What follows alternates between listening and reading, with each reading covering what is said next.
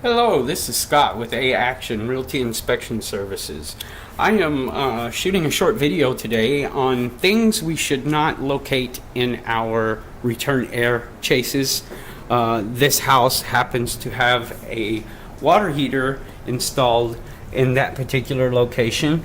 This is serving as a return air vent chase back to the HVAC equipment located directly above that water heater unit.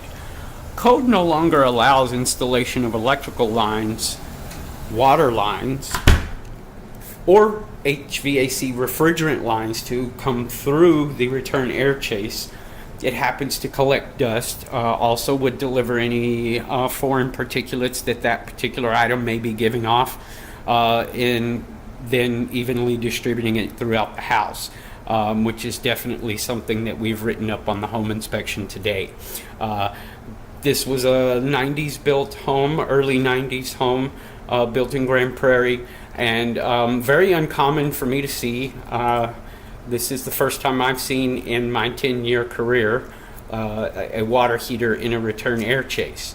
But again, just wanted to remind all of you home inspectors and potential home buyers out there, we do not want anything in the return air chase other than an air filter, which would be filtering any particulates that may be getting in through this return air vent in particular.